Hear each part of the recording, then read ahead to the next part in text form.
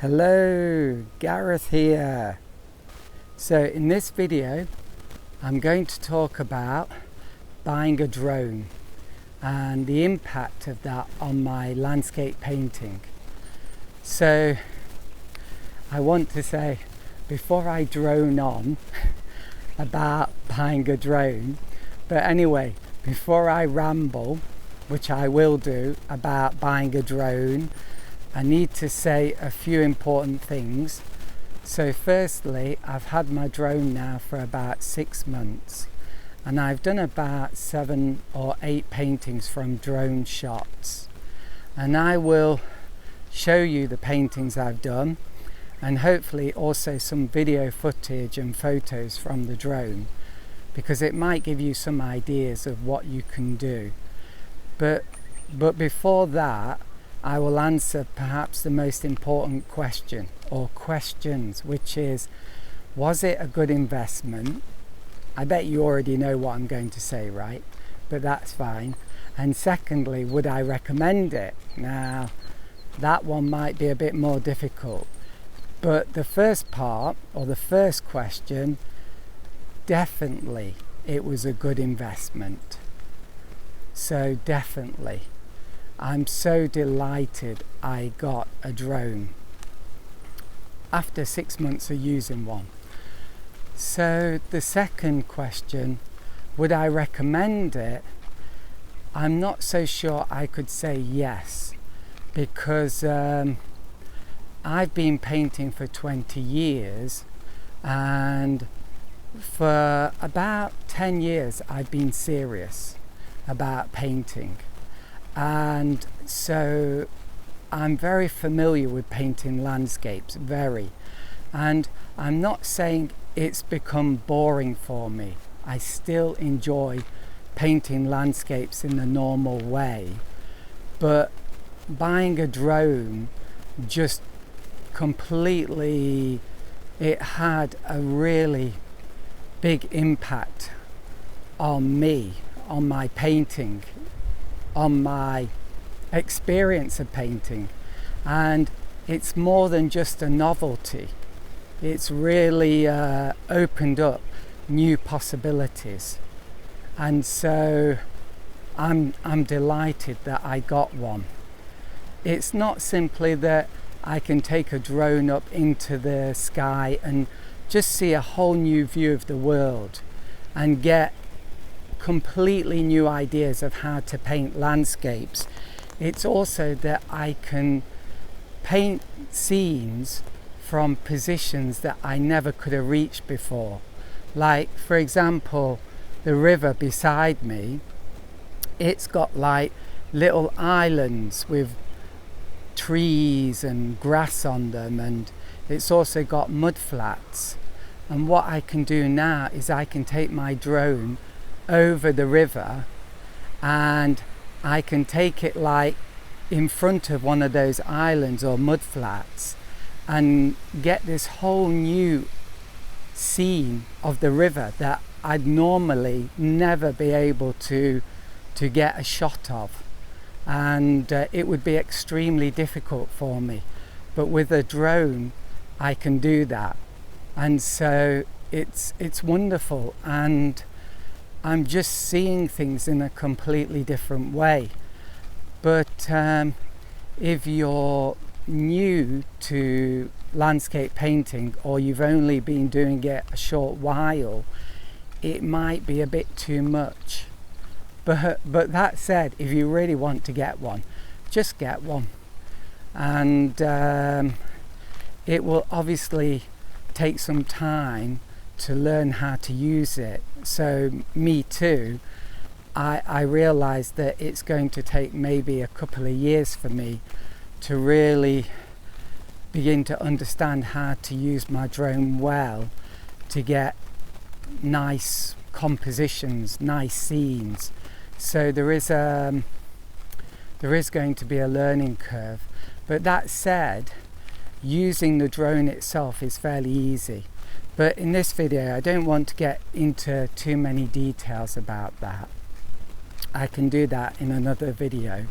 But I really just want to focus on the impact on my landscape painting, and in the rest of this video I'm going to show you what I've done, but just a beginning, if you like, how it began. So these things are always a bit murky for me, and I never keep a record of things, or very rarely. But at first my impression of drones was that they were for basically men who were still boys. I just saw them as toys. So don't give me a hard time for that, because I've bought one and I think they're really good fun. They're really good fun. So I'm really I've really changed my opinion about that. Then but what changed me from having that view, and I just had this view that of myself that I would never, or this opinion that I would never buy one. I would just never buy one. But I ended up buying one, and I think it was because at some point I realized the potential. I had a student and she bought a drone and she didn't use it a lot. So I think most people buy a drone and don't use it. And she bought one for a very cheap price, I think $200. And I found out it had a camera on it. She could take photos. And so when I heard this, I started to realize the potential of a drone for my landscape painting. And that's when I think I started to look on the internet for a drone. And that's when things got complicated. But it was good. In the end, it was good. So I eventually found out that the best kind of drone you can buy at the moment for a beginner that is actually decent, like it's fairly lightweight, it's not too serious, but it does good quality images and good quality video, and it's not going to break too easily, whatever, is the Mavic Mini. But I found out that costs $550, and that's for the combo set. So the combo set, it has some accessories, like it has some batteries, 2 extra batteries, and the batteries come in a case that you can recharge. And this is one thing I can say without a doubt: if you're going to buy it, definitely buy it with the combo set. Definitely. It's $50 extra, and you will definitely need those extra batteries, because they'll last about 20 minutes of flying time each battery. I think it's probably shorter than that. So I strongly recommend you buy the combo set if you're going to buy a drone. Okay, and to be honest, $550 for me was quite a lot of money. So for about 2 weeks I just didn't do anything. I just kept looking and learning and delaying, but eventually I bit the bullet and bought one. It was my Christmas present, my only Christmas present, but it was great. And I was a bit worried about crashing it, and I kept thinking about losing $550 in an instant, but I took it here by the river and just got familiar with how to use it. So anyway, I'm jumping ahead, and maybe that's something for a future video. So anyway, that's the beginning of it. That's how I came to buy one, and I've told you about the particular one that I bought, and that I would recommend the combo, definitely. So I started using my drone first by this river, and it was a slightly cloudy day, and I took it right up to the maximum limit, and then I took a photo of this river, and although it's cloudy, there must have been some sunshine coming through, because there was a sparkle on the river. and I ended up painting this picture, which you'll hopefully see now, and I was so delighted with it. And maybe I struggled a little to paint that, but just a little. And the really good news is that somebody bought it, and it paid for half the drone. So that was really, really good. So things like that sometimes happen in my life, but just now and again. So delighted about that. And then my second time of using my drone for painting was when I was doing a commission. So a doctor wanted a painting of a place called Kamaya, which is his hometown, and I went there and did a painting there. Well, I did a few, but the actual scene I painted was not using the drone. So I'm not going to be using the drone all the time, maybe about 30, 40, possibly 50% of the time, but who knows, it could change. I could become a specialist in that. If it makes money, I'll become a specialist in that. So anyway, while I was there, I got one scene with my drone of a boat at a concrete wharf, and I thought it would look good, but I was actually a little disappointed with it, and I'll show you the painting, so let you make up your own minds. And then there was another interesting place where there was a big piece of rock, and it was connected to the mainland, but they'd like cut a gap between it and the mainland so that they could have a road go through.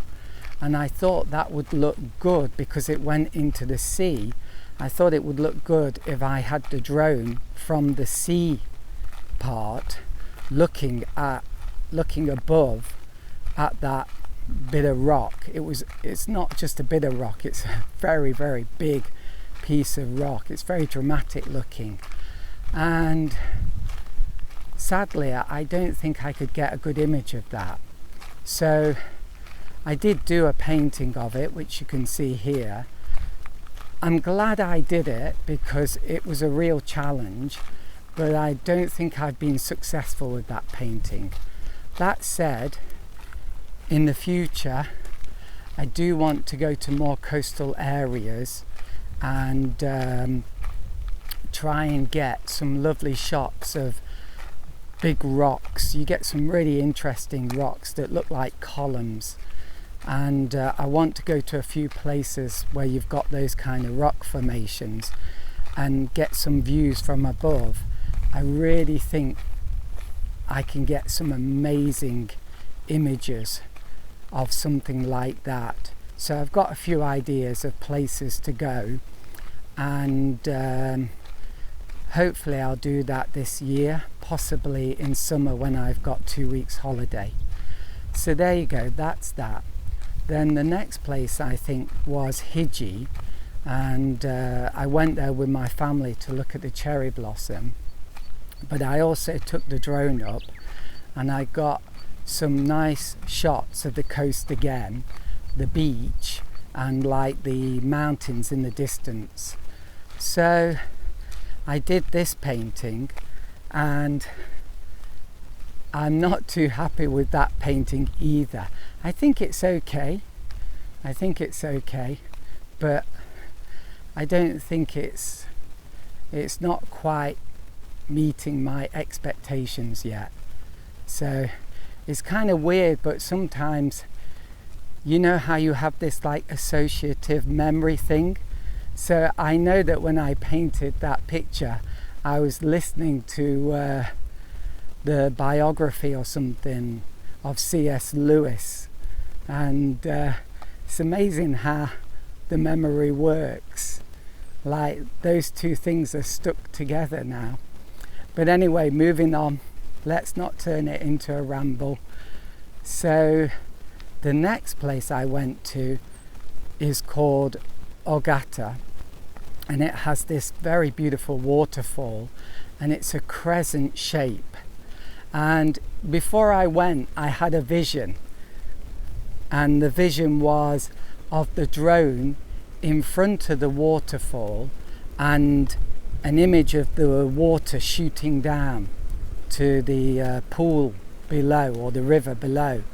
And I took some photos from that viewpoint, but when I looked at them, I was really a bit disappointed with them. I didn't think they worked well as a composition, but what I did was crop the image, and it ended up looking good as a composition. And so I ended up doing this painting that you'll see now, and I'm really happy.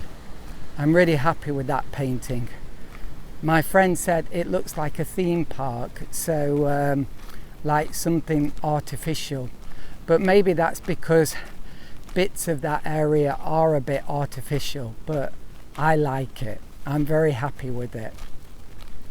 And while I was there, I also did some shots, and this is what I was talking about before, like you can take scenes that are like from normal height, but you wouldn't normally be able to take them.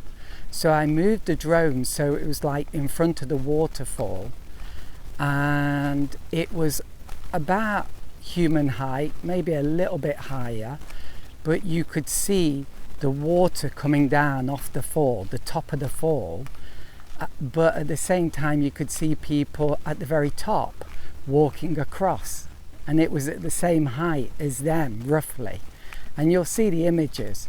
And I really liked that particular viewpoint. I thought that was very interesting, and of course normally you could never do that, so I was delighted about that. And I'm quite happy with the results as well. There was a bit of a rainbow effect, and I didn't do that quite correctly, so the colours aren't quite correct, but I'll have another go in the future because I really like that scene a lot, and I think it has enormous potential, so I'm looking forward to that. So that was Ogata. Then after that, now this is what is really exciting for me, and it's basically you don't have to go very far, you don't have to go to special places in order to get amazing images that you can turn into beautiful paintings. So I have a train line by this river. You know what I'm saying.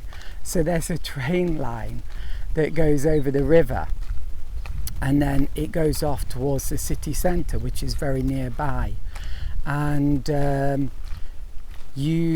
a really good view of that train line, and I could already see just from my own viewpoint that it looked good.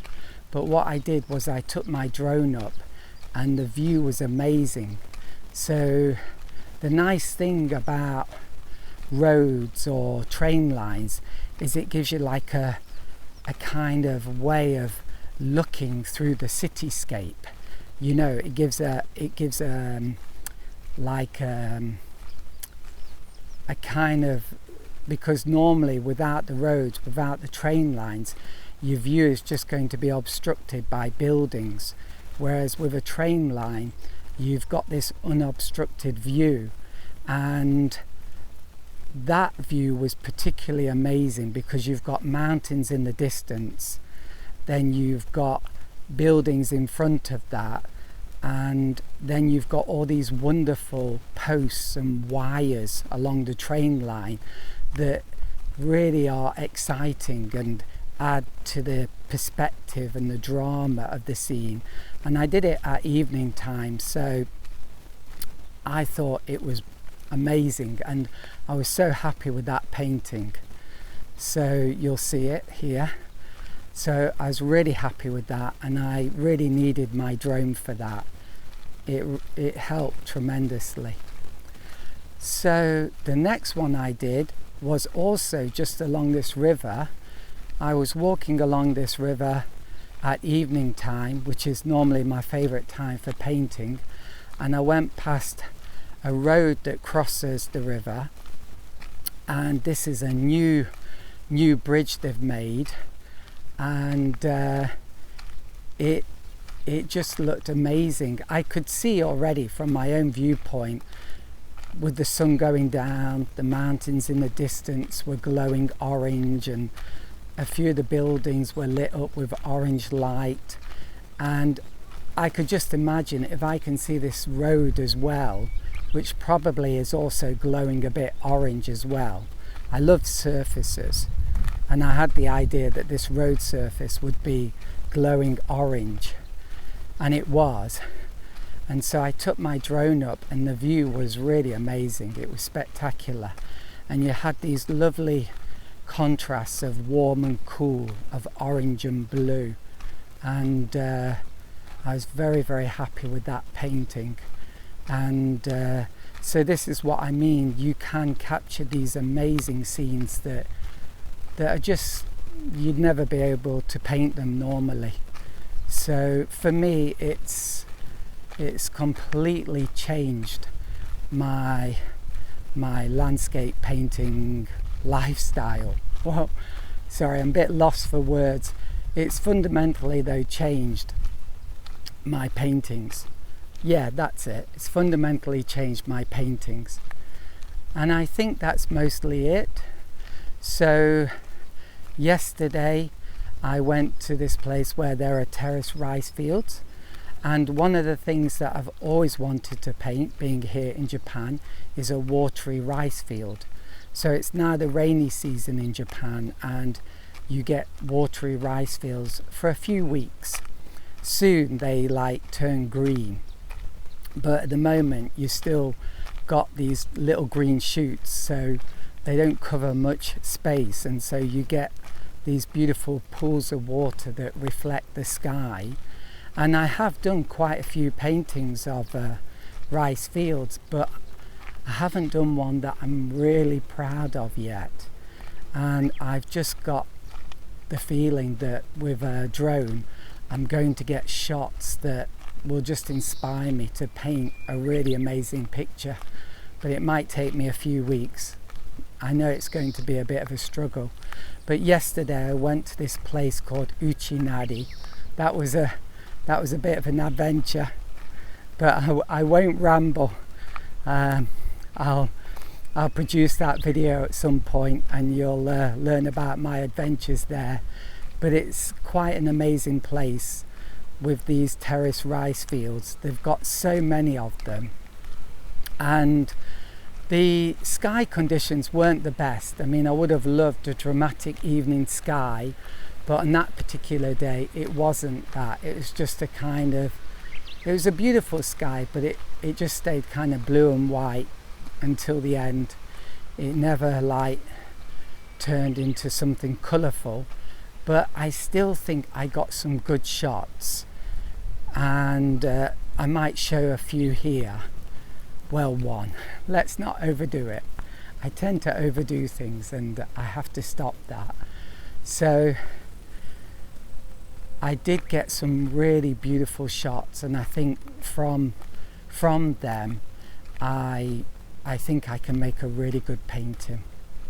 And I also did a sound recording of water running along one of the little concrete ducts by the side of the rice field, and I think if I add that to the video, it would just help to capture the peacefulness of the place. I know it sounds a bit over the top, a bit mushy, but maybe that's what I am. But it's just one of those places that's so beautiful, you just feel like you've come home, and you almost feel like I could die here. This place is so wonderful. But I must add to that I'm only visiting. Perhaps if I lived there it'd be a bit different, the illusion and reality. But it was a beautiful place, and it was lovely to go there. So I think that's everything in this first video about drones. So it was definitely a good investment for me, and for me as a landscape painter. and even though it cost $550 and I'm not rich at all, I'm still happy that I spent that money. But do be careful with your drone. Do take it somewhere like this river place where there's not many people, not many cars, and it's flat, there's few obstructions, because there is a learning curve. Like you can very quickly learn how to control it, but to control it well is another thing. And I only learned that recently when I tried to make the drone do 3 different things at the same time. So I had it go up, I had it go back, and I had the camera, the actual camera, slowly tilt down, and I had those 3 actions happen all together. Now, I never thought I could do that, but the more you play with it, so I should talk about this in another video, but anyway, I started, so I'll finish. But the more you do it, you just build up a sense, a bit like driving a car. You learn how to use those 3 things together, and it really looks amazing. It really does look amazing. So that's it. If you have any questions, then please put them in the comments, but short questions please. Fairly short questions, and if I can't answer, then I won't. I'm sorry, but I'm not an expert. I'm just a beginner. I've only had one for about 6 months, but if you'd like a video on something about using a drone, then let me know. I'm not promising though, because I am very busy, but if I can, then I'll do a video on that. And that's it. So bye for now, and if you are a landscape painter, I hope you're having a lot of fun doing landscape painting. Bye.